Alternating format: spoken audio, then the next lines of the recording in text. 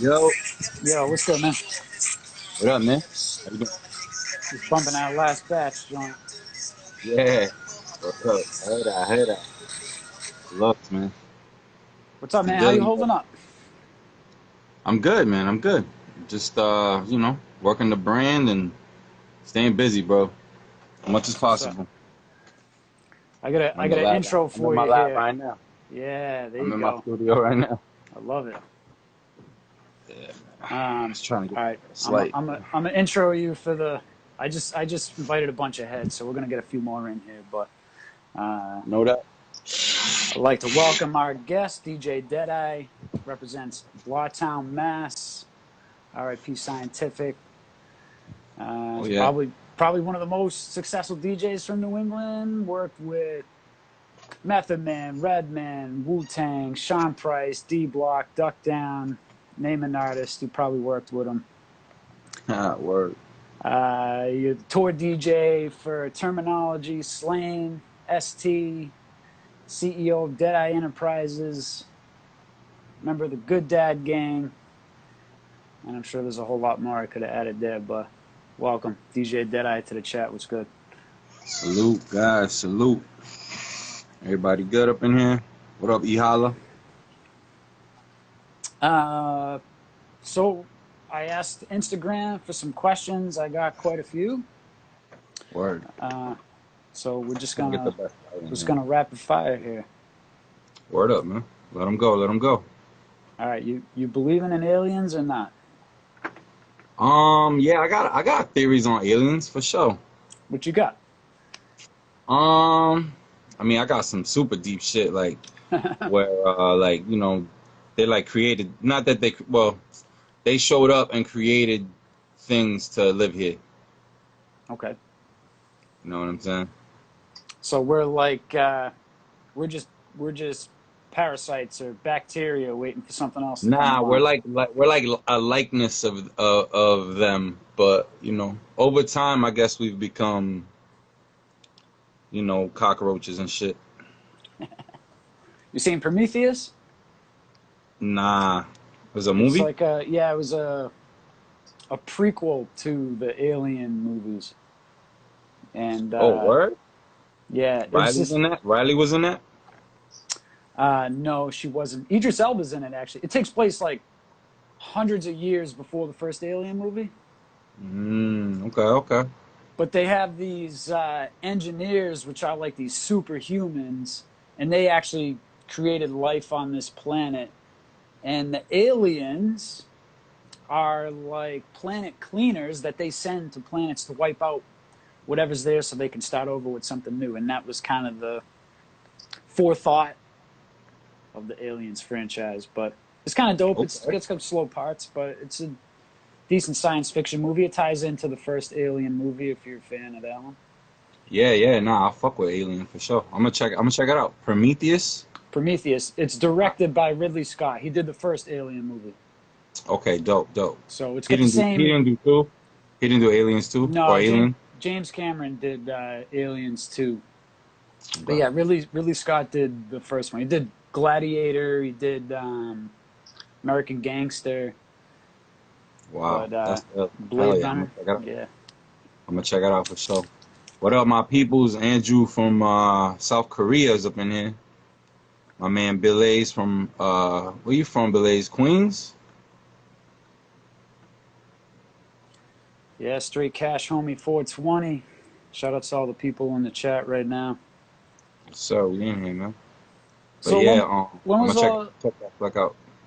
definitely check that one out. It's all right, but it's got a lot of cool alien stuff in it. So if you're a fan of the Alien franchise, it's got a lot of the ships and it kind of shows you how the aliens were created as well.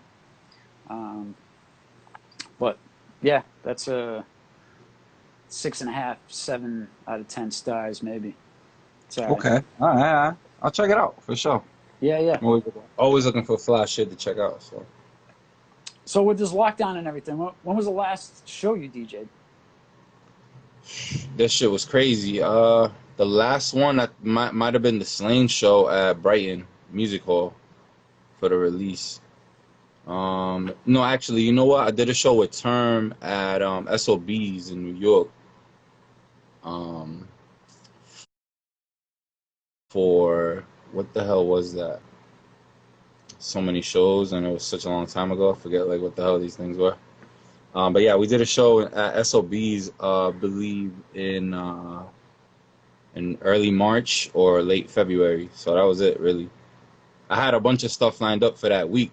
I had a show. I was opening up for Red and Meth, and I was gonna do a show with Slain, Crime Apple, and Term at Brighton Music Hall that week when everything got shut down.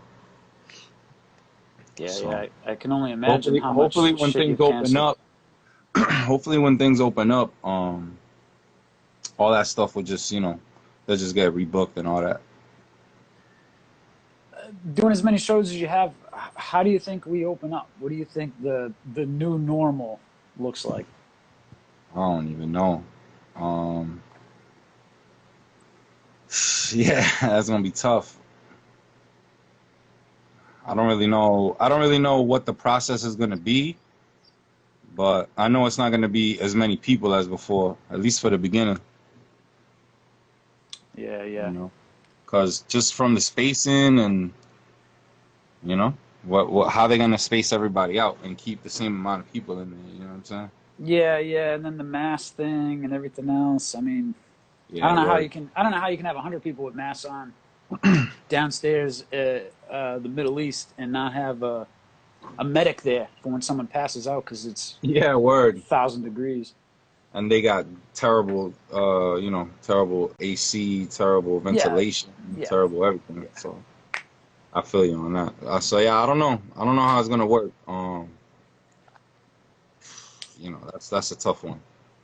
That's for people to try something out and then see how it goes. Really, yeah, I yeah. I'm think sure there'll be a lot of experimental. there's I gonna be mean, phases. It'll be in phases. Chappelle kind of gave us a little snippet with the 824 that he did. The comedy special he did a few weeks ago. All the 846 thing. 846. Yeah, yeah, yeah. Yeah, that was, and then he's done he's done these like retreats with like a bunch of people like Kwali and some other people that they've done like show Badu. They've done like these like kind of like campsite kind of shows.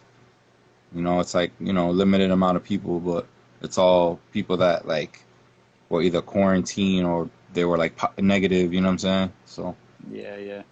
that worked out for that. That's probably gonna be how it is. It's gonna be like small shows. I don't know how they're gonna get money. Like shit's gonna be crazy. Yeah, it's not going to be good financially for a while, I don't think.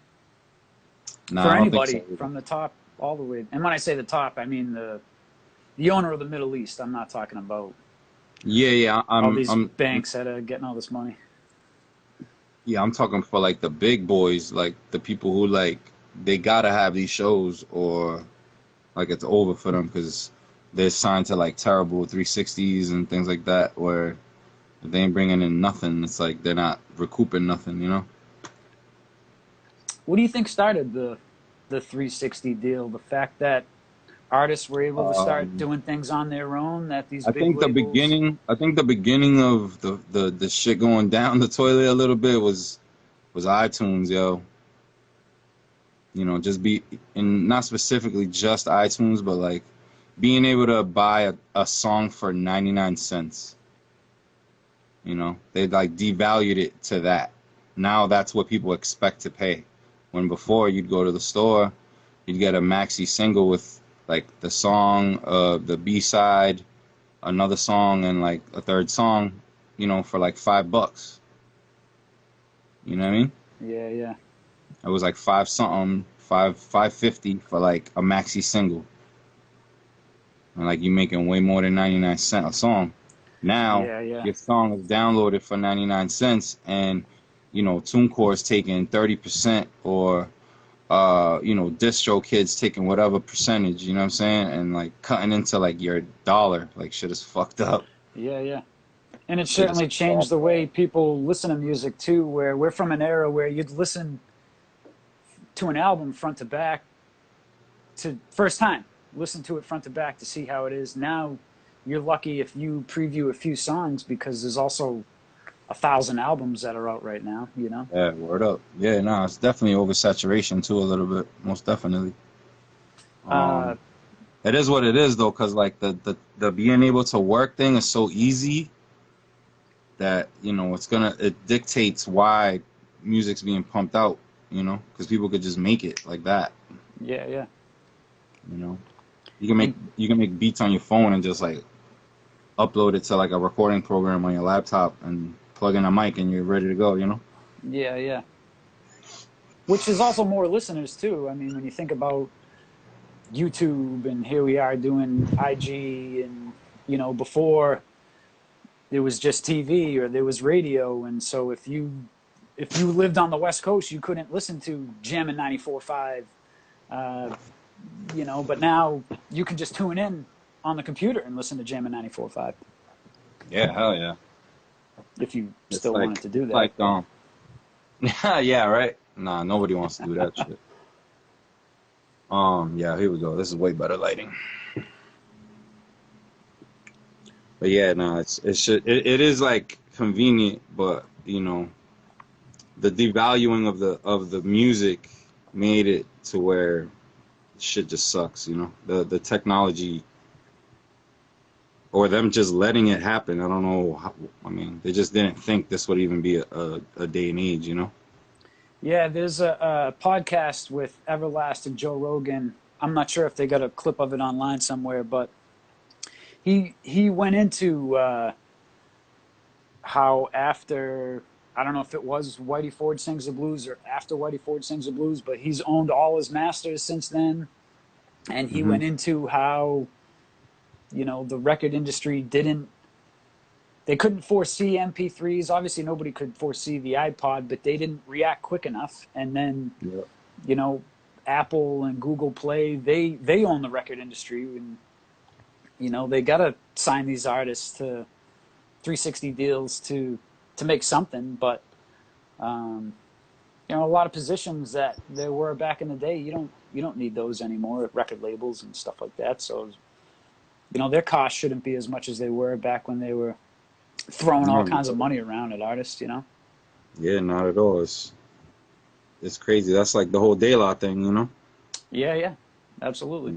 Their deal didn't have that in it, and then they got taken out. That shit is wild, man. But yeah, the game is weird, man, with all this now too.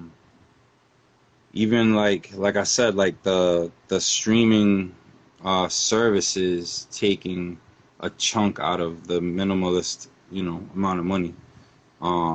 That's why I like Bandcamp a lot, because it's like half of what TuneCore is trying to take, and it's direct contact to your fans, you know. Yeah, yeah. And your Bandcamp is djdeadeye.bandcamp.com, right? Yep. Now, how many mixtapes of yours can you? All of them? Are they all up there?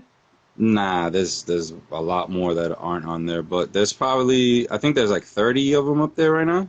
Okay. There's like 30 projects at least. Like my first album's not up there, and like just older, like from like '03 to like '09 or '08 tapes ain't up there, you know. I'm gonna re-put some up there probably next week.